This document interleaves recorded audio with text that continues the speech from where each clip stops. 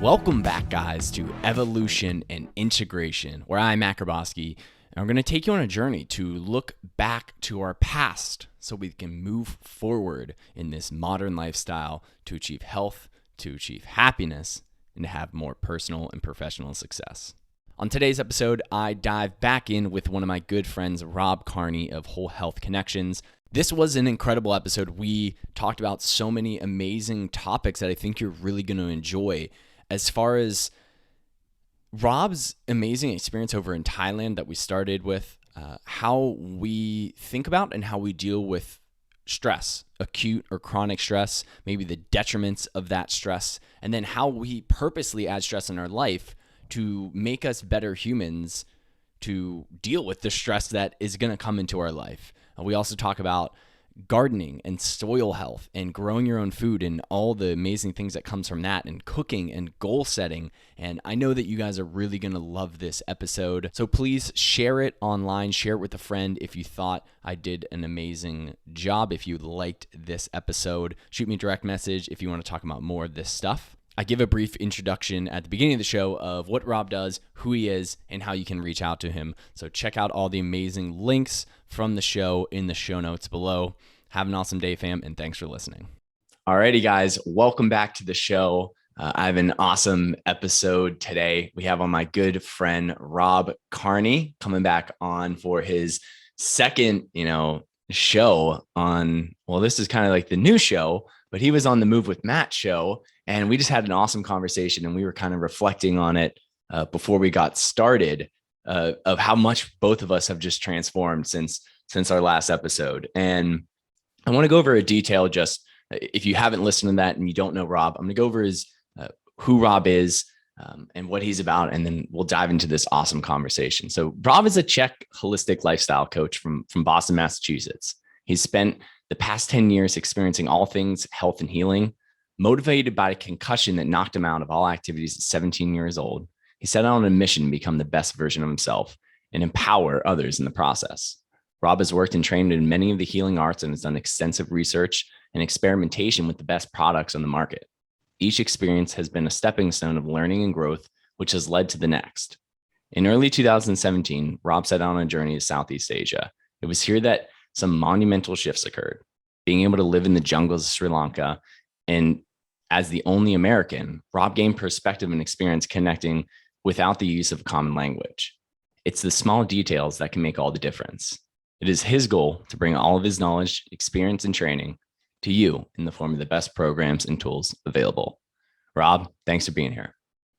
Thank you, brother. Appreciate you having me back. It's nice to be back. And like you're saying, it's amazing how much can change in a seemingly short amount of time. I think we did our podcast episode maybe back in January of this year, something like that, probably about 9-10 months ago. And a lot has shifted, and it's really cool to reflect and be like, wow, it's not that long ago, but a lot of changes can happen in a finite window of space.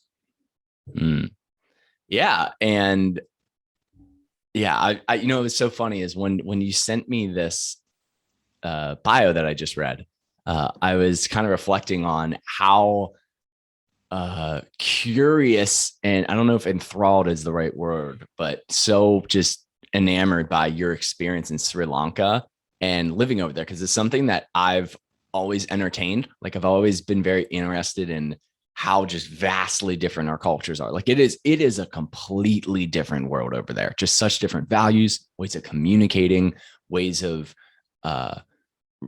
relating to very like important things like death and life and ancestors and familial relationships and food and just like your like societal duty to like the state that you live in the world. It's just so different. So it's just like you get there. I've never been there, but I just know from reading so much stuff about it. But you get there, it's just like holy crap. It's literally, not only does it look and feel like a different part of the world, but just the people act so different. And I don't know if you just want to go on a little bit about that, and if you've had any more revelations related to that, but go ahead, share with the listeners like your experience, and we'll go from there.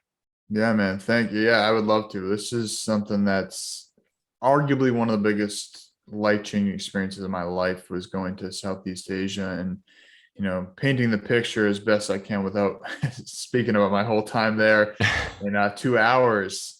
So one of my best friends from college was Sri Lankan, and it's funny how I met this guy. He was we were both transfer students at UMass Amherst as juniors. He was a couple years older. He started college a little bit later. He took some time off. He's from Sri Lanka, so he's living there. And I just see this dude just sitting in the corner, like smiling, just taking everything in. And I was like, I want to go talk to that guy. Like, this guy just looks happy. He's like jacked. Dude is just, the shredded, happy dude. So I go over and start talking to him. And just from that point on, we just became, best friends. And, not many Sri Lankans in Massachusetts. So he always referred to himself as the brown guy. So it was like, he had the strong Sri Lankan accent, jacked guy. Really helped me get into rock climbing, actually. Oh, cool. Because he was really into it. He got me into that. And so we'd always talked about, at some point I'd love to like go visit you and your family in Sri Lanka. And it's kind of one of those things that, we say these, oh, it'd be cool to do this one day. I feel like I make those ideas a lot. And then one day after we graduated in 2016. We were like, why don't we actually do what we were talking about and actually go to Sri Lanka together? And he was like, I'll be back there. And so in 2017, it was like February 28th. It was like last day of February is when I left, because I got there March 1st, and it was, like 28 hours of travel, like a lot. Coming home was worse. It took me 36 hours coming home. Oh but my God. But yeah, so I remember getting there, and like you said, it's a completely different culture. First of all, I'm going there from the dead of winter where I think it was like 20 degrees even here. I get there, it was like 95 and humid. And I get there, and I don't have a cell phone because I'm in Sri Lanka. I don't have a phone. So he said he's going to meet me at the airport, and we're using I'm trying to connect to the free Wi-Fi and like use WhatsApp and all these type of things. I'm just hoping I'm going to see. And again, in UMass, he stands out like a sore thumb because he's only Sri Lankan. And I get there, I was like, oh shit, there's everybody kind of looks like him here. So it was like this. It was like, man, like how am I going to find this guy? I have no cell phone. I have no way of connecting in. It reminded me instantly how dependent I am on my piece of technology in my pocket.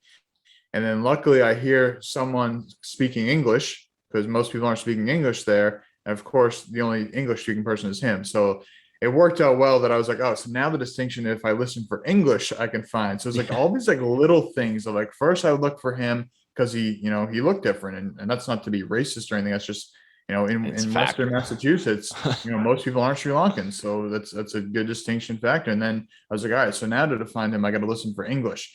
And there's just all these little things. And then me being there as a 6'1", blonde hair, blue eye, white dude, that is the opposite of these average, 5'8", very dark skinned people. So to me, there's times where we'd be, crossing the street or in his truck, because he worked on a tea farm. His family owned a tea farm. So I'd be working on the farm. We'd be doing like tea delivery. Sometimes I'd be in the passenger seat. Traffic would stop. People would stop on the crosswalk to stare at me and like point at me and be like, what the hell is he? Why is he here? Like they'd ask my friend like all these questions, because we're on a farm in the middle of nowhere, Sri Lanka. Like this is not tourist land. This is not where people go to vacation.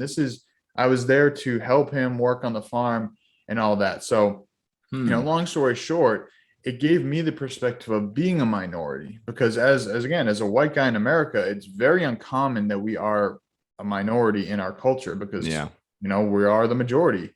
So it was really cool for me to have that perspective of like, wow, this is, and again, not that this is exactly what it's like for minorities in America, but a different perspective that's like, people are looking at me funny. People are pointing at me. People are calling me names.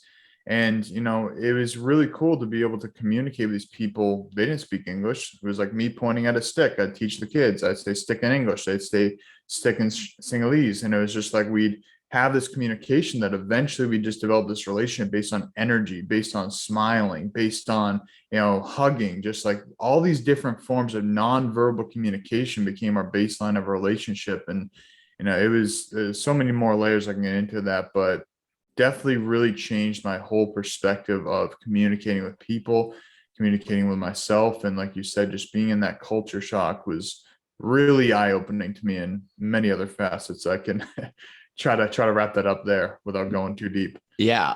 Well, no, something I definitely want to talk about is, well, first off, I think that, man, like it must have been so odd just to be in a place. I mean, they essentially view you as a giant, right? Like they're Right. like, holy crap, there is this white guy here.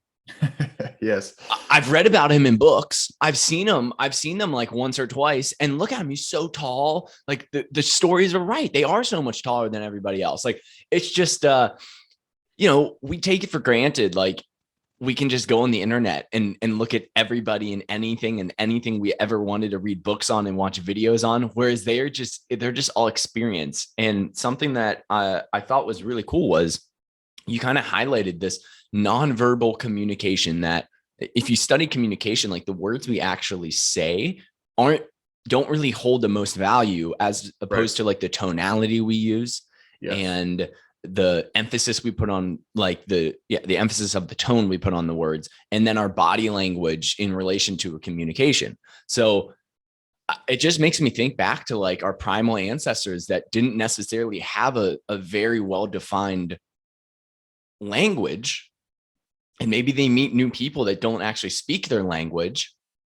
They have no idea who they are, and they still had to communicate and cooperate and figure out, okay, like, what do you want? Who are you? What are you doing here? And what are you trying to get out of this? What do you want right now? Can I help you in any way? And like, that's essentially what you went through. And like, obviously you had help of Right. your friend, but a lot of it was like these very primal, instinctual ways to cooperate with other humans that you just don't, due to like the easiness of being an American where everybody speaks the same, a lot of people speak the same Right. language and we all have the same culture, relatively speaking.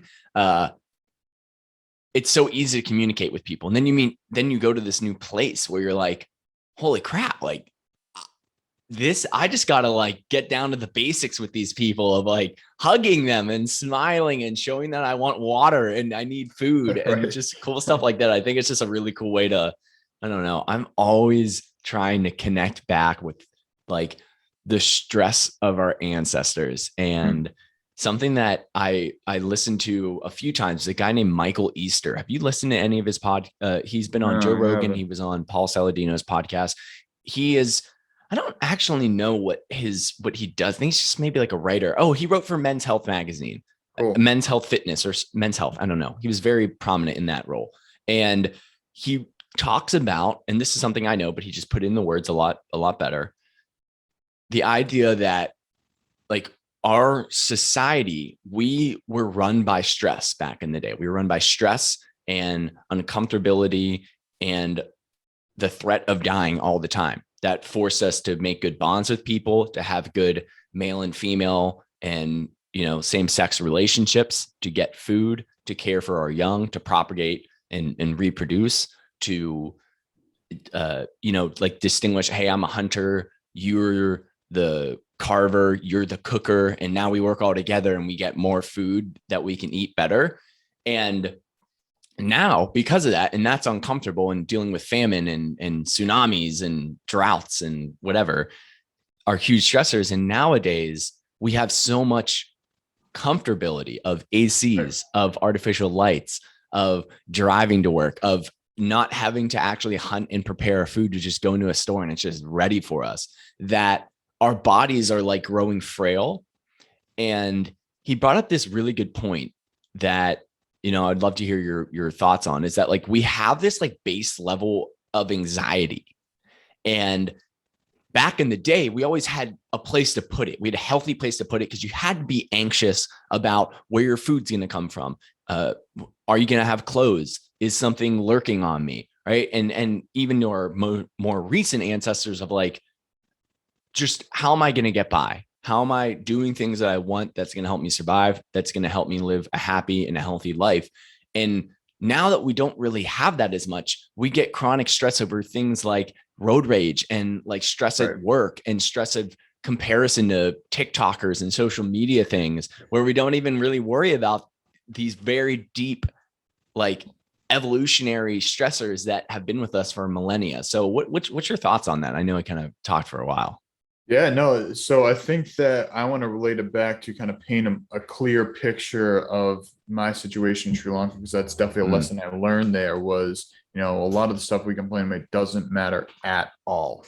So to be, just kind of paint the picture. So my friend's family owned this farm. It was like 250 acres, whatever it was. So it was a good size, and they had like about 100 people that lived there and worked there. So because they had lived in America, they knew that much of Sri Lanka was very poor, and they recognized, hey, there's a better way to live. So they always paid their people a little bit above what the average people would pay, because they wanted to give their people a better walk of life. So I definitely saw, probably a slightly better version than some of the, most poor areas. But a room the size I'm in right now often was the size, concrete huts basically was the size of a family for like 5 or 6. So Wow. they had very small living quarters. A lot of them didn't have toilets. Their running water was like basically like a spring. It had like a pipe out of the ground. That's where you wash your clothes. It was like everything was kind of done that way. It was a very community based. Yeah.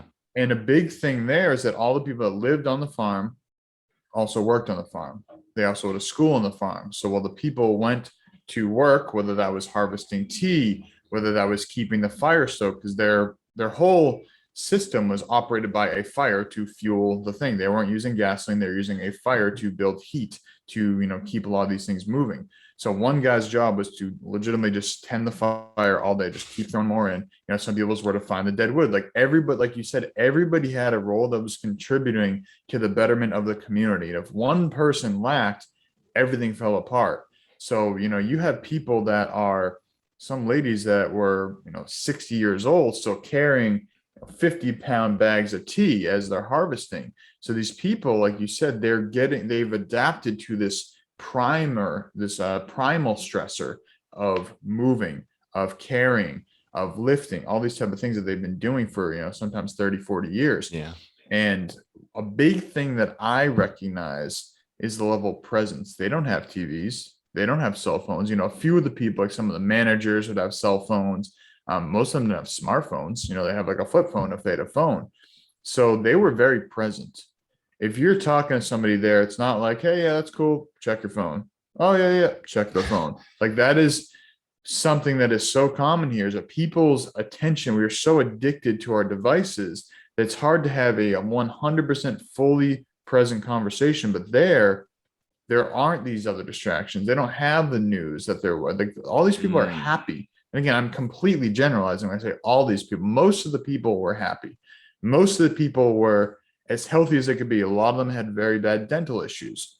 They did a lot of, I forget what they call it, but some form of like chewing tobacco that was really not the highest quality, that was, rotting a lot of their teeth. So their dental hygiene was the best, but physically they could move all day. They could work for 10 hours. But, to your point, when I landed in JFK, coming back from Asia, that was the first time I heard massive amounts of English in, 4.5 months. And I just remember the first thing being so overwhelmed by how much stimulus was happening between, like you said, the lights, the announcements from the airport. And the biggest thing I noticed was 90% of the people were complaining. Everybody, again, generalizing here, was complaining, oh, my flight's late. Oh, what about this? Oh, like just complaints. And I remember just sitting there in line, like waiting, and be like, this is a huge realization for me that I was probably doing this just 4.5 months ago before I left. Yeah. It. I was like, oh man, my flight's like, just complaining about things that don't really matter. So I think that if we can get back to choosing our stresses instead of letting our stresses choose us, I think that's where we're going to see monumental shifts in our life. That's why I am a big fan of cold therapy, because I'm actively choosing a stressor that is going to build the resilience in my body. And rather than letting, like, these lights drive me crazy, like having these fluorescent lights on me all day, Yeah. like I feel the fatigue set on when I'm in fluorescent lights all day. And I also don't remember the exact question, but I feel like I went off a little tangent No, no there. But worries, dude. It I was think good. it's choosing your stressors. I think can be a really big help for our modern challenge. Yeah. Dude, it's that flicker in those fluorescent lights. Right. Dude, like a lot of people don't realize this. I'm just going to go off this little tangent real quick. But Hmm. like, not only is fluorescent lights like the artificial form of light that isn't necessarily the best for us, uh, but one of the worst things about them, and you can do this if you record a light on slow mo on your camera, is if you the lights actually like turn on and off very very quickly. So it might flicker like 100 times a second, but to our nervous system, it like imagine if you're in a room and someone flicks the light really quick and it hurts your eyes really bad. It's doing that all the freaking time. Right. And so that's why like fluorescent lights and being in artificial lights, like can really make you tired and hurt your eyes and just drain your system, because it's like someone's flicking the light on and off and you just don't really comprehend it, but your nervous system does, and your eyes are like innately tuned into your nervous system. So riff on artificial light real quick on I'd love that. to dive just onto that Yeah. topic in general, that how many things are we exposed to on a regular basis that we aren't picking up consciously are affecting our body at a Yep. cellular level, at a subconscious level. Like you said, fluorescent lights, electromagnetic frequencies, like all these devices are emitting electromagnetic frequencies that are interfering with our body's natural rhythm, our body's natural ability to Yep. deal with and adapt to stressors. And it's, that's why inflammation is such a big issue. We have all these stressors on our body, and our body's reaction to a stressor oftentimes is to create inflammation to either protect that area or to bring blood flow to that area Yep. to help it heal. So basically, we're inflaming our body by these constant stressors that we may not even be aware of. And I think that's a big challenge that, like I'm saying, with the cold therapy, choosing our stressors, our body is very adaptable to acute stressors. We can go out, crush a workout for an hour, recover and be good. We can go to an ice bath for 5 minutes, crush it and be good. We can go to a sauna for 45 minutes, crush and be good. But when those short-term stressors become a lifestyle, that's where this dis-ease is going to become a factor, because now it's not an acute stressor. Now it's a chronic stressor, and our Yeah. body is not made for these chronic stressors. Yeah. It's like living your life in a sauna, right? Like if you Yes, I like right, that. you'd be like, I holy like crap, that. like this, you can't do this. Like I can do Right. this for like an hour, but if I do this for a day, like, yeah, I'm gonna die. It's like, yeah, that's what you're doing when you worry about like all these. And it's not like we're saying they're not important, but obviously we have negative emotions and negative perspectives in life. It wouldn't exist if it didn't serve a purpose, and Right. its purpose is 100%. to inform us when we're out of alignment, whether it's out of alignment with Yes. our body, our values, thing, or like what we want in our life. But if we dwell on it too much, it comes to diminishing returns, where it's actually making our life, we're not effectively thinking, and we're chronically stressed about issues that maybe if we just thought about them and dealt with them, we'd be done with them. Right. And then we don't have to worry about them for a week. You don't have to worry about like, I don't know, paying your electric bill for a week. And if it's going to be overdue and if you're going to have money, well, I'm just going to pay it. And then I can think about getting money later. Like, Right. then you don't worry. You just stress about it for a week for nothing. And I think that that's something I do often. But, Well, I think no, totally, man. And I think that's where, it's so easy to get caught off in pushing things off yep. and burying things and covering things up. And I think that's what these cell phones are. Again, they're the most incredible piece of technology that ever been built. Our cell phones have more power than like the president had at his disposal in like the late 1900s. Like that's freaking insane, Yeah. first of all. But it's so easy to distract ourselves. We're feeling a negative emotion. Oh, let me just go to my phone. Let me just drown that out. Let me go watch TV. Let me Dopamine. just avoid that. Yeah, let me get that dopamine back. But like you said, what is that doing to us when we're avoiding taking these challenges on? Because again, we go back to primal roots. If there's a threat in front of us, if there's a tiger coming at us, it's not like, nah, I'll deal with that later. It's like, no, you got to deal with this shit right now, because the stressor, the challenge is right in front of you. So rather than saying, hey, I'm feeling kind of shitty right now, let me go check my phone and drown that out. What if we sat with that or wrote down, I'm feeling kind of crappy right now. Why is that? And try to get the root cause of that. Because rather than, like you said, feeling shitty for a week until you finally say, all right, enough's enough. now I feel like absolute crap. Now I really got to deal with this. But what if when that symptom comes up, what if we attack that symptom right away as opposed to just letting it simmer to Yeah. avoid the challenge of dealing with that? And I think that's something that, again, comes back to, we got to choose our stressors, because if we're choosing our stressors, we're getting more adapted to dive into these challenges rather than avoiding challenges.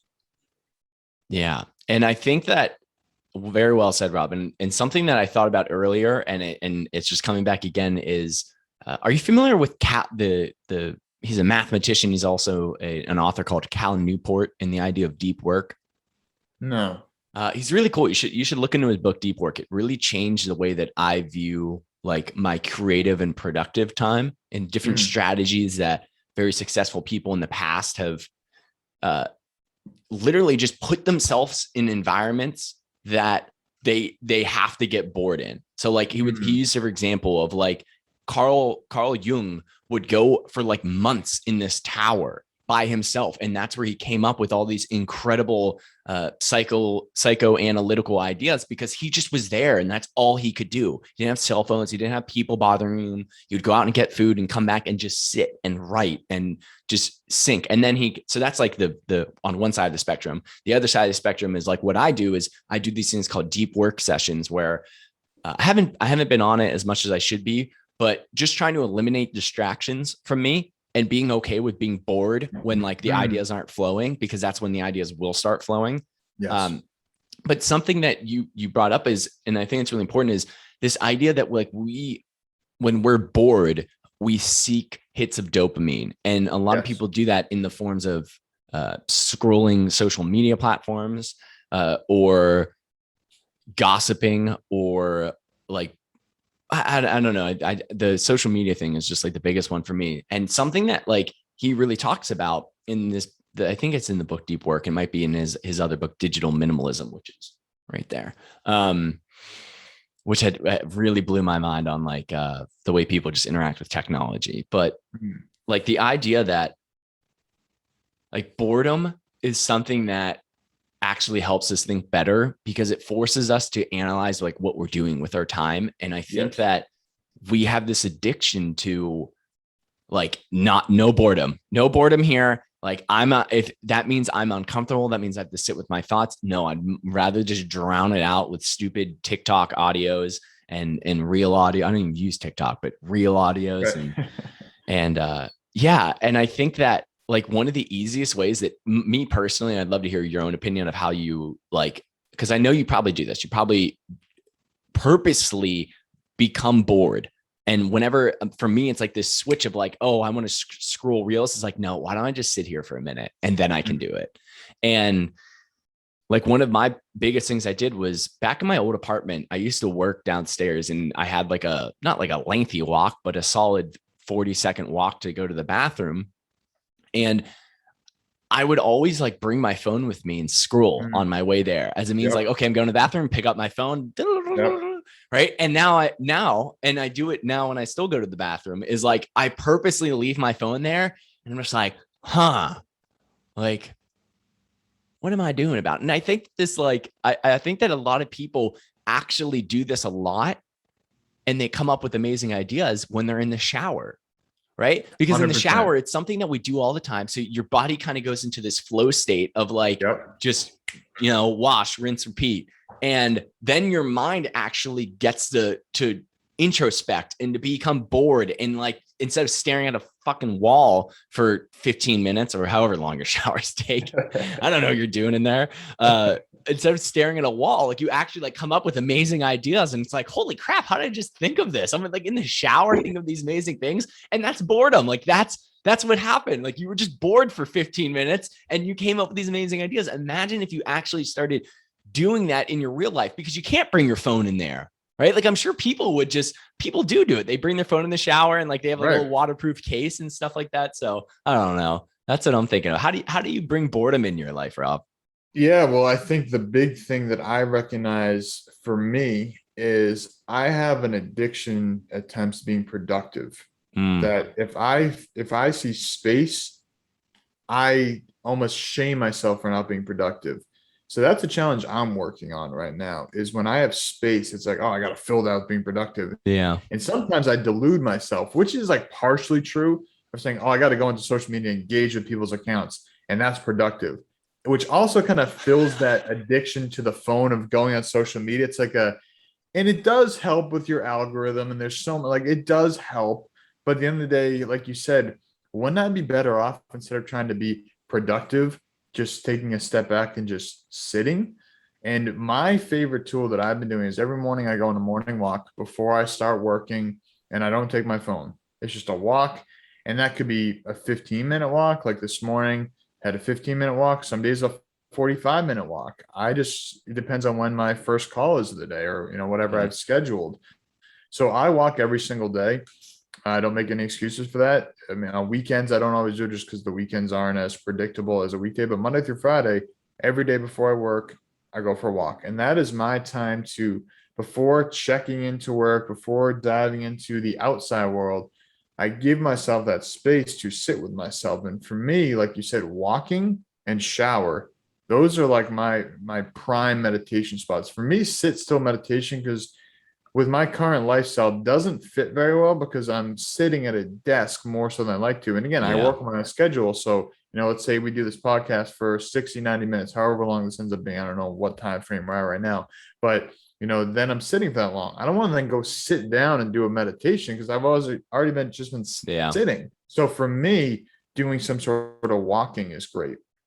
Doing some sort of movement is great. If I'm working out, I'm not my phone. If I have music on, my phone's on airplane mode. I'm not checking my phone. If I'm working out at home, I don't even have my phone. If I'm at the gym, I'll have headphones in just so I can kind of tune out the crappy music or the news that they got on all the million TV screens. But yeah, so I think creating that space, and a tool that I've really developed a better relationship with in the past year or so has been cannabis. And I think Yeah. that was something that I utilized too much in high school as a form of escapism. And now I've kind of come full circle just by being with people that use it in a productive way. That if I use a little bit of cannabis, and not a lot, I'm not getting stoned, but like getting a little lifted is what I like to call it. It Yeah. shifts my mindset that I don't like to look at my phone when I'm high. So it's like, to me, it's almost like a hack that it's like, all right, if I feel myself getting addicted to my phone, let me just smoke a little bit. And then I don't even want to touch my phone because I'm like, oh, this thing like repels me. So it's like using this tool to get me a result, and then it gets me present. And the other day I got extremely productive, and I was kind of getting this scrolling of like, oh, I'm tired. I don't feel like working, kind of just like getting in one of those like kind of like poor me syndrome type of thought patterns. And I was like, I'm going to change my mindset. Went for a walk, wasn't going to do it. Smoked a little cannabis, came back, boom, into the present moment. Went out to my garden, like just started doing things fully Yeah. present. So I think it just comes down to, if we have some tools. For me right now, the first that come to my mind are walking, their showers, their exercise, and cannabis. Those are kind of the ones that are coming to me in terms of getting me present and out of that addictive, technology driven mode that we can fall in. Yeah. Wow, dude. Yeah, I use cannabis as well, kind of as a similar tool. Uh, it's funny. Cannabis for me kind of gives me like a low level sense of anxiety, which forces me to Definitely for be me as well, like sometimes too. introspective. But it's a good type of anxiety, right? Like it puts me in a flow state in a sense. So yeah, no, that's a topic for a different day. But yeah, so I explored. I think a lot of people use it for that reason. All right, Rob. So something that I want to kind of switch topics a little bit and dive into is something that has been very enticing to me. Now I think about it, it's been a long time. I just don't necessarily have a ton of experience with it. I'm getting into it more, and that is like gardening and growing your own food. Uh, I have explored it in the realm of keeping houseplants that make my air quality good, but also like I'm starting to grow herbs, and it's something I know I asked you about the other day, and I never followed up with you about it. But the basil is I think basil's infected with a fungus, but it's okay. Um, so I want to dive into like what started your passion for growing your own food, for uh, diving deeper into like soil health and plant health, and then yeah, kind of going from there. We can go anywhere you want. Yeah, so this is obviously maybe not so obvious to anybody who doesn't know me, but this is a topic that is very near and dear to my heart. Obviously, I shared my experience living in Sri Lanka, working on the farm over there. But for me, when I, talked to my mother, I talked to my grandmother, they always said I was a little garden dictator when I was like 3 years old, 4 years old. I'd be like, oh, you got to put that flower there, you got to put that flower. Like I was just kind of not doing the work. Like they would be doing the work when I was like 3, 4 years old, but I'd just be telling them where to put the flowers and telling. So I had this, and a lot of times I said I had pretty good feedback. So I was like, for me, I've always had this love for being outside. I think that's a big thing that I Hmm. used to play in like my sandbox all the time. Like I'd just be outside as much as I could as a kid. And so for me, I love and then I'll backtrack to how I got to this point. But for me, I love like we are talking about earlier, the fact that it brings me to be fully present is first and foremost. It brings me into that flow state. It allows me to do problem solving. It allows me to do physical labor, to move my body.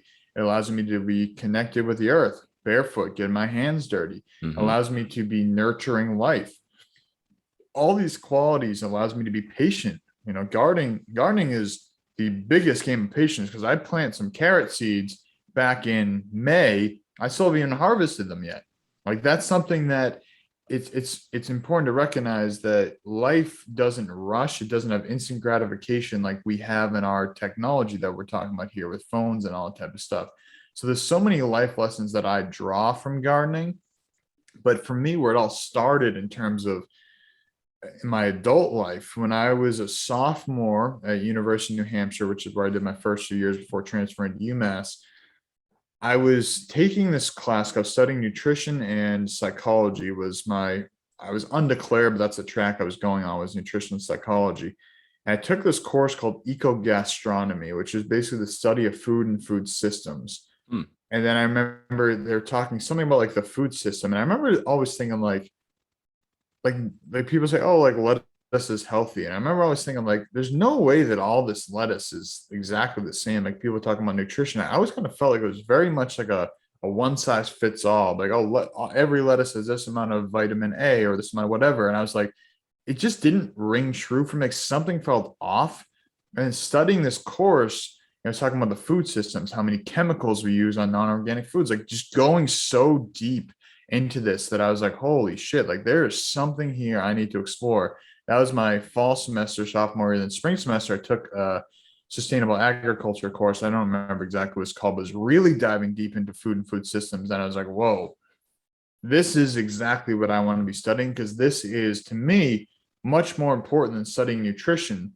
Because if we're just studying at nutrition as a whole, in terms of saying, oh, lettuce has this amount of this, spinach has this amount of this, spinach is healthy, lettuce is not. It's like, well, maybe, but what about the water that's used to grow the plant? What about the soil that's used to grow the plant? What about the air quality around that plant? Because all those things are going to affect the plant. So just like saying, every human should be 5'10" and this amount of weight, every piece of food is not going to be the same. It's going to depend on the inputs that go into it. So basically, when I transferred to UMass, my major was sustainable food and farming. That was the degree that I ended up graduating with my undergrad in 2016.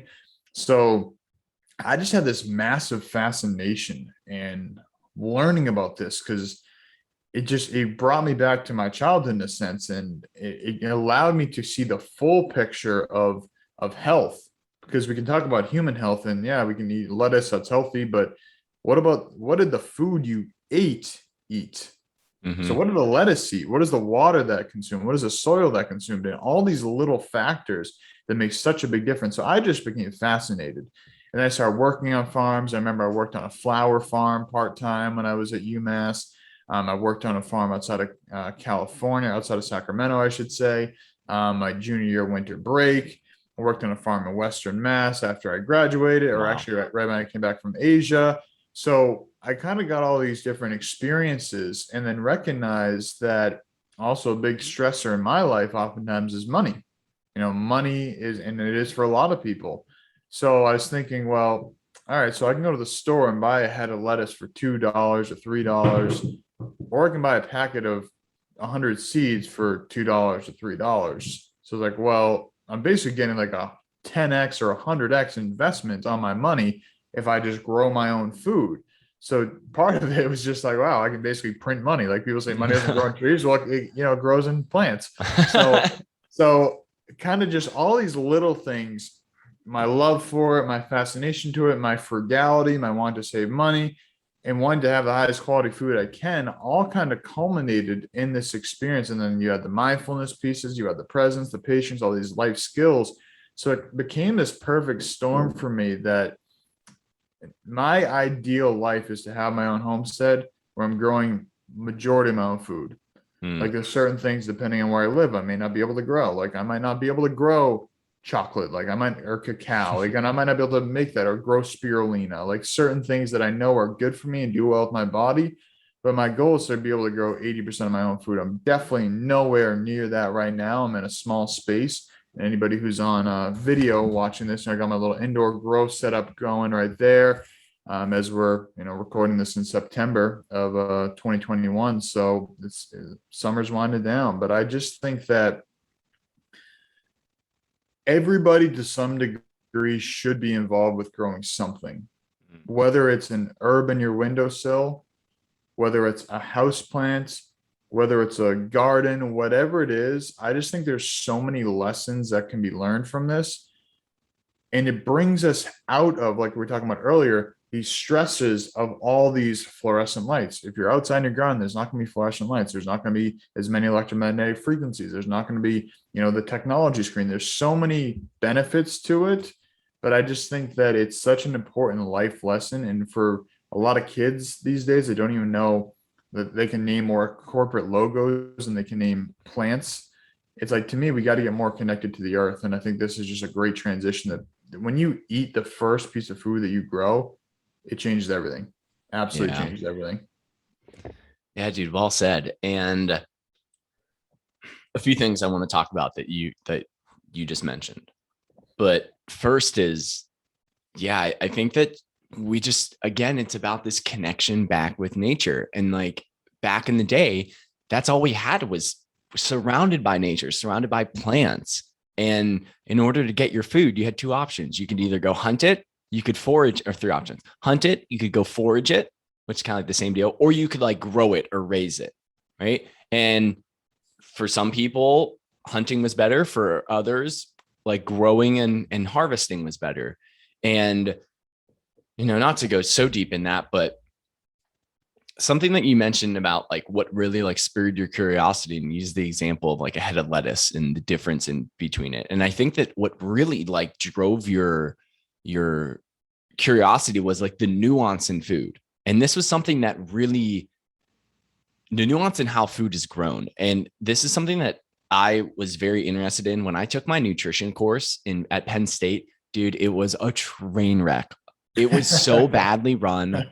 And like, I challenged the teacher so much because I don't even like remember like what type. I obviously like knew a lot about like paleo nutrition, and I would do my own research, but I wasn't nearly as well versed as I was now. I understood that people respond differently to foods. I understood that like the soil health and how you grow foods actually matters, right? Like a head of lettuce from Sri Lanka is very different. Grown in the ground is very different than a head of lettuce grown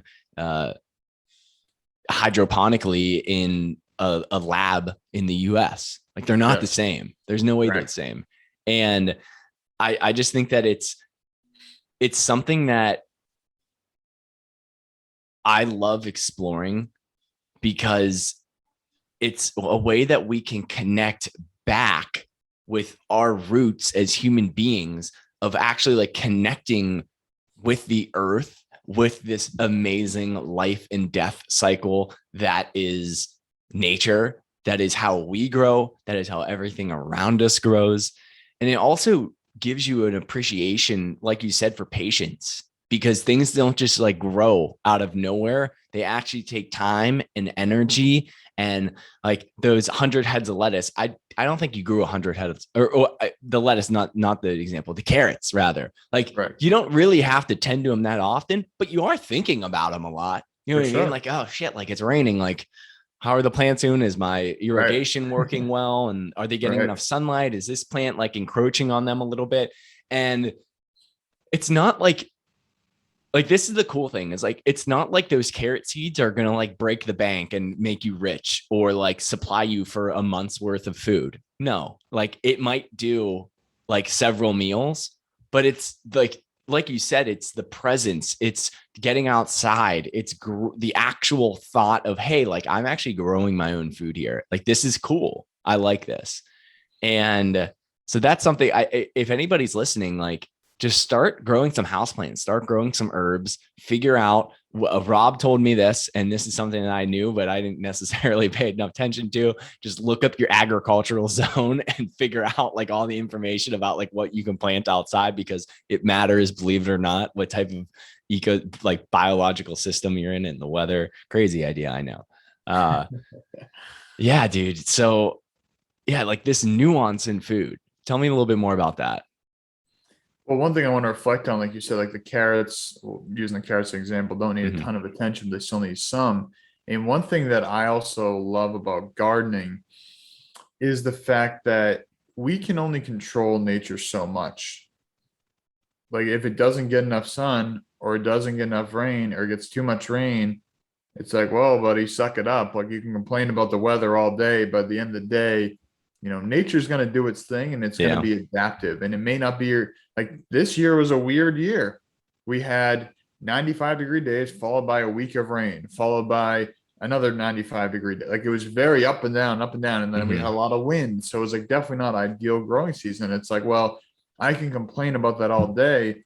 But at the end of the day, nature's adapting. The garden's still growing. So it's maybe not as great of yields as it would be in an ideal year, but it teaches me to detach from trying to control everything and trying to Yeah. manipulate everything and try to be the puppet master of every aspect of my life. Because like at the end of the day, we basically have no control over anything in this world. And that's okay. If we can surrender to that and say, hey, I'm going to do the best to take care of myself, but that's really the only thing I can control is myself. And it reminds me is like, I really can't control any external. I can nurture, I can plant these seeds, I can do my best to stimulate growth. But at the end of the day, if nature has other plans, that's all we got to do. So Yeah. remind me of your question that you originally Well, hold asked. on. It doesn't matter anymore. I want to go off on something like that. And I think that something that's really cool that you mentioned is like, let's say like at the end of this year, you got no carrots. And I know we're just talking about, I know you grow a lot more other stuff than just carrots, but it's a good example. Like, let's say you got to the end of the year and the carrots sucked. Like you didn't even get any harvest. Then you're like, oh shit. Like I put in all that work, all that time and energy, and I didn't even get anything out of it. Like, am I going to do this again next year? And I'm gonna put words in your mouth, but I think you still are. And the nice thing about it is you get to reflect, okay, what could I do differently? Could I set up these plants in a different manner to provide some wind resistance? Could I give it like an actual physical structure around it? Could I maybe look at the weather a little bit better and make sure that, hey, like I feel like the heavy rain really messes up. What if I kind of irrigate it a little bit differently? And then you also look at it and be like, I don't even care about the carrots. Like I just like being outside. Like I like learning this stuff. You know what I mean? Like you wouldn't even be mad. You'd go to the store and buy some organic carrots and come back and cook it. Wouldn't even be a second thought. Yeah, and I think that's one thing that like you said, like I was saying earlier, problem solving. It gets my brain always thinking because I'm looking out there, and every day I'm out there, I'm analyzing. All right, so that one, like in a tomato cage, oh, I gotta adjust that leaf so it doesn't grow underneath the cage. Got to flop it over. It's like all these little micro things, and I think that people often get discouraged in their first year of growing and say, oh, I don't have a green thumb, I can't grow food. This sucks, like whatever. It's like, well, first of all, the first year is always going to be the hardest because you're basically starting at level zero. You know virtually nothing about what you're doing. But if you take the time, and you don't need to go there every day, but even just say a couple times a week, you out there and just, like we're saying, sit with the plants. Just look at them. Don't be looking at your phone while you're watering them. Just like look at the plants. What are they telling you? Are the leaves flopping over? Maybe they need some water. Is the plant stem falling over? Maybe it needs some support. There's so many little things that it comes down to learning. Like I was in Sri Lanka, learning the language in Sri Lanka, learning the language of your plant. Plants speak a different language, non-verbal pieces of information that we have to pick up, and it comes from observation, and that takes time. And a lot of times it could be as simple as, hey, you basically just put something in the ground and then weeds encroached. Well, maybe next time you put it in a raised bed so the weeds aren't going to get in there. There's so many different factors that people can have challenges with. But I think at the end of the day, if people recognize the first year is going to be the most difficult by far, you can always adapt. And I think that it's something that, again, in this instant gratification phase, in these participation trophy giving eras, it's like, it's okay to not be good at something right away.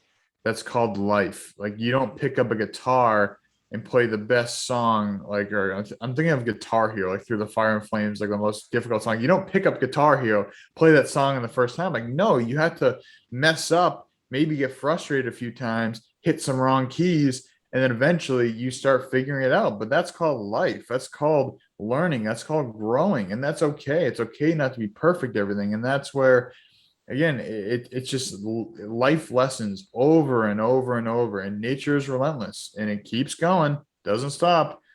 Yeah, it's going to be winter soon, but spring's going to come right after that. And summer will fall that, and fall will fall that. And it'll continue to just go in this cycle. So, it also reminds me, it's a whole other tangent. Life's not linear. There's plenty of rhythms, plenty of cycles, and yeah, many lessons to be learned in the garden world.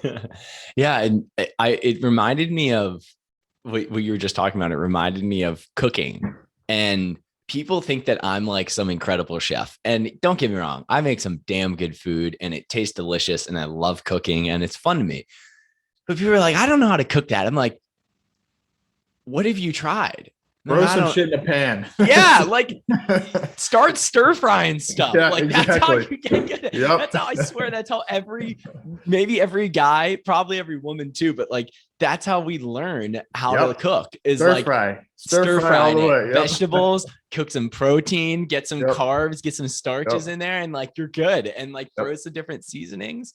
And then you learn, like, okay, maybe I undercooked it this time, I overcooked it that time, too much spice here, too much spice there. Okay, what if like we ditch the stir fry? What if we like grill the vegetables or bake the vegetables, and then we cook the meat separately? Okay, cool. And now what if we cook the meat a different way? And what if we cook the starches a different way? What if we combine it all into like a stew and like put some water in there with it too? Oh, that tastes good. And like it's just like you said with gardening and instant gratification. I think that people just expect to be pros at things that are actually pretty darn hard. And I don't know, cooking is just something that I love diving deeper into. And I like teaching people stuff. And I think that's something that I want to start doing more of, is like actually teaching people how to cook, because I know a lot, and a lot of people are very, they want to learn from someone that like they actually know, and that is entertaining in a fun way. Like watching people cook like random recipes online, like isn't that fun to them? But like watching someone who's goofy and funny like me, and who talks about all these random things, like just teach them how to cook a steak and cook veggies well, they're like, okay, I can do this. Like, it's really not that hard. Right. You know what I mean? And I don't know. So yeah, to your point, Matt. I mean, I think that it's important to recognize that it just comes down to, like everything we're saying, it comes down to experimentation. Yeah. And, for everybody listening, if you want to learn how to grow your own food, I have a free ebook on the basics, and also some courses coming out as well. Like, just start there. Start with the basics. Like, I talk about soil, I talk about light, I talk about water, like the basic essential pieces of growing your own food. Like, check that ebook out. It's absolutely free. And then I have some other courses coming out that will be have a price tag to them, but they won't be that expensive compared to how much you'll be able to save with those. And, for like you're saying, Matt's cooking all the time. Even if he's not making a cooking show, if you see his story, just look what's in the pan. Like, don't get overwhelmed, like, oh my God, there's too much going on here. Because I think it's very easy for us to, and I'm saying this because I do this. Sometimes I'll see something like, oh, that's too overwhelming. I don't know what to do. I'm just going to move on. But rather than rushing out of that, what if you just take the time to pause and just look at the individual pieces? Instead of looking at a whole, break it down into smaller bite-sized chunks. Oh, he's got some chicken in there. Oh, he's also got some celery in there. Oh, I see some snap peas in there too. And sometimes we break it down into smaller pieces. It makes it a lot more tangible to say, hey, all right, well, he has 6 vegetables in there. What if I just did it with 2? Yeah. Okay, that's a little bit easier for me. And so I think it's not always so much about doing what people are doing exactly, but doing it in a way that's easier for you to start with and then build up. Like I don't suggest somebody go out and turn the whole lawn into a garden tomorrow. Like get one raised bed, put one plant in a pot. Like start there, start small. For cooking, don't try to cook the most extravagant meal.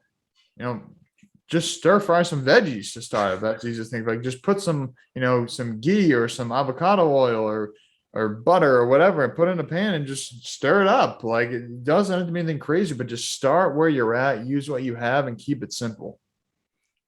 Yeah, dude. And like just the way you broke that down is, I'm sure, how me and you would break down any type of goal for anybody. Like, okay, you have this lofty goal and you want to cook this spectacular meal, or you want to do this Spartan race, or you want to lose 20 pounds. Like, how can we break this down into like some actionable, like small steps, whether that's daily and, cooking is a little bit different, but like, okay, how can we break this down? Like, why don't we just get good at like cooking, like you said, a little bit of meat and veggies? Why don't we get good at like waking up and getting in some sunlight and taking a walk in the morning? Like, you want to lose 20 pounds? Okay, I want you to get out in the sunlight and walk every morning.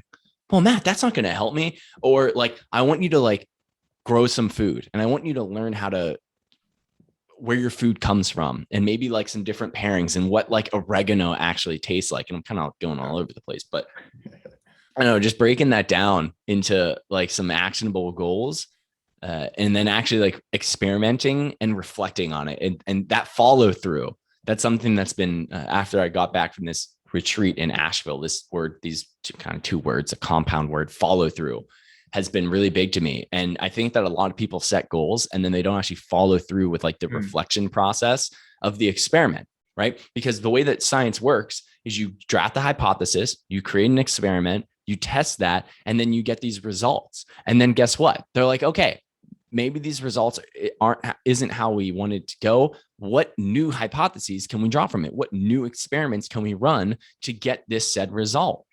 Right. And that's what life is, whether it's relating to cooking, gardening, weight loss, improving your muscle mass, working out, career goals, relationship goals.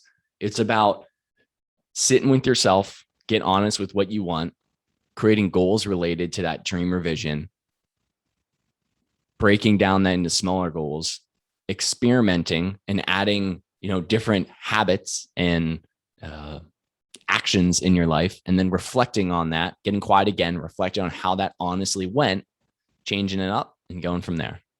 And I think an important piece to add on to that too is it is okay to fail. Yeah. That is part of the process, whether that's of a scientific hypothesis. If you have a hypothesis and it fails, that doesn't mean you failed. That means you cross off something that doesn't work. That's actually a positive. So it's flipping the script of failure and saying, hey, this is actually a good thing. Now we know that doesn't work. And like you're saying with persistence, like if you say, hey, my goal is to lose 20 pounds in a week. Well, that maybe you can do that in some crazy way. I'm sure it's been done, but and then you fail, quote unquote, fail because you only lose 5 pounds. You say, oh, well, this is impossible. I'm never going to lose 20 pounds. Like, well, you just lost 5 pounds in a week. What if you just, instead of putting yourself on this extreme pressure, what if you said, I'm going to lose 20 pounds in a month?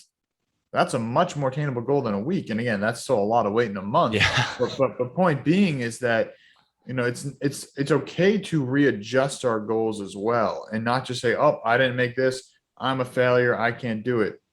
Change the target. Like if you're making $1,000 a month right now and you say, I want to make $1 million a month in 2 months, it's like, yeah, I mean, I'm sure it's been done, but what if you said in 5 years? Yeah. Like that's pretty reasonable. I think you could definitely make that jump in 5 years. Is it going to be a challenge? Absolutely. Depends on what industry you're in, depends on your experience, depends on a million things. But coming back to instant gratification, it's okay to not achieve your goals right away. It's okay to quote unquote fail as long as you're failing forward. It's okay to change your parameters. It's okay to change your approach. but just don't lose sight of the big goal. And I think that starts from setting the right goal. Why is that goal important to you? And I think we talked about this on a previous podcast. Like, start with why. Start Yeah. with the why. Why is this important to you? Because if it's not important to you, if you just say, hey, I want to put on 20 pounds of muscle just so I can flex at the beach. It's like, well, that's external validation. Maybe if you want to put on 20 pounds of muscle so you feel better, you feel stronger, you're more capable of performing your job. That's a whole different parameter. And I think it comes down to do it for you. Don't do it for other people. And that's going to make these goals a lot easier as well. Yeah. And more on that, I'm actually literally right after I get done with this podcast, Rob, I'm doing another live on this process of finding your why and developing a vision. So for anybody listening, if you check out, I'm doing like a live course I'm kind of teaching. It's called MBS Energy. And it's going to be day 3. So if you check out that IGTV or a podcast or on my YouTube, it's going to be on there. But Rob, you said something that was really interesting. And you said, like, it's fine if you fail, if you only fail forward. And another perspective that I heard is, I think it was from like Ryan Holiday's Stoic book, probably somewhere in here, is like, there's no such thing as failure. This is a quote. There's no such thing as failure unless like you actually don't learn anything from it. Right. So you're not actually failing. It's just a learning experience. But if you Right. fail to learn, then you fail. And like that. yeah. And I just think that this, when you quote fail at a goal and get down on yourself, I think it's this kind of self-sabotage that you almost get happy from that. Like, yep, I'm right. Like, I failed at this. I'm a loser. I'm not good at this. I was right in the end. Everyone else is wrong. I can't do this anymore. I suck. I'm just going to sit here and do nothing. Like, it feels good to be right about that. And I think that, there's a whole issue with that, but realize that, like, life is hard. You got to learn your ways. Like, most of the people that, a lot of people I interact with are younger. And I think that this is the time to fail. This is the time to invest in learning opportunities. This is the time to get out and explore new ways of thinking, putting it out into the world, new ways of gardening, new ways of cooking, new ways of eating, where you're resilient and your energy is high so that you can get out there, you can learn new things. And that ultimately, running all these experiments allows you to refine your ability to live a happy and a healthy life. And Rob, as we kind of close up this podcast here, I want to, this is just a new idea that I just thought of, but I want to explore what does it mean to you to live a happy and a healthy life? And we can go as deep or as shallow as you want, but explain to me what that means to you and maybe how you embody that. Sure. Well, I want to quickly reflect on what you just said there about, learning from your failure, and sometimes even getting excited about failing because then we proved ourselves right because we never thought we could do it in the first place. Mm-hmm. And I think a lot of that comes from the fact that we've glorified the victimhood mentality in a lot of 100%. aspects of the planet right now. And so recognizing that that's just a trend. If you look throughout history, the victim is usually not the one glorified. So I would invite everybody here, if you find yourself falling into that victimhood mentality, which I do from time to time as well, it's Yeah. hard not to all the time. Like, there's definitely times where I get down on myself, I say, poor me. But rather than thinking your way out of it, like we're saying earlier, either take action by doing something or by being still. So I'd say don't overthink. Instead of using that thinking energy, use that to do something about it, or to sit back and sit with that. So be with it, do something about it, don't overthink about it. I'd say is kind of my little closing piece on that. And Yeah. Well said. what does it mean to live a healthy, happy life? That's a great question, Matt. And first of all, it's going to look different for every single person. What that means to me is going to look probably somewhat similar, but definitely different than what it means to you. And what it means to you is going to be different to anybody listening. But I think from my, because I haven't really thought deeply about this. This is good. I don't often get caught off guard with these questions. I love this. This is great, man. So to live a healthy and happy life, I feel that if I'm living a healthy and happy life, my body is physically strong. I feel capable to do any task that I am required to. I can push my body in the way of physical challenges, whether that be hiking, whether that be lifting weights, whether that be, carrying something heavy, whatever that looks like. I feel strong. I'm capable of overcoming physical challenges. Mentally, I feel happy with where I'm at and what I'm doing. I'm following my purpose, as in my day-to-day activities are towards a goal, not just mindlessly existing in no man's land, just doing things to get by. I have healthy relationships. I have a supportive cast of characters by my side that are also pursuing their goals, pursuing their purposes. I'm able to express, to give, and receive love. I think that's a big piece of being healthy and happy. And I think that I'm engaging in the present moment as often as I possibly can without the draw or desire to be checking into the external world in terms of phones or technology. Mm. I don't have that addictive need to be checking in. I'm not articulating that well, but you know what I mean. I'm not feeling the draw to check my phone all the time. And for me, it's being connected with the earth. It's growing a lot of my own food. It's having a lot of animals that are raised humanely. It's having loving relationships. It's being on a beautiful piece of land, being surrounded with people I love, following my purpose, and sleeping well, eating well, hydrating well, thinking good thoughts, getting the six foundation principles on point, and continuing to share my message with the rest of the world as best I can.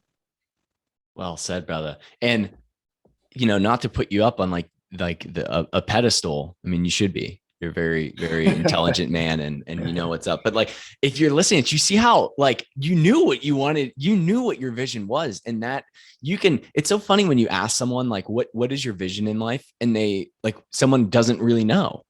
You know what I mean? And like to be happy and healthy, I think that that's a good kind of correlation, especially for me and you who are health coaches who are related in this field of like what our overall vision is like. But you know what the hell makes you happy and healthy. You know what you got to do in life. You know, like these grounding principles. You've obviously done some introspection. You've written down, you journal about it. And while it took you a second to kind of tap into that innate wisdom, you got into a flow and you really just dived into like your why and why you do all this stuff, why you put yourself in uncomfortable situations, why you add these stressors of the cold plunge, of uncomfortable workouts, of grinding days out in the sun under the artificial lights on the computer doing podcasts that doesn't necessarily like get your heart going, but you know that it's necessary in order to prosper for yourself, for your community, for those around you and your family.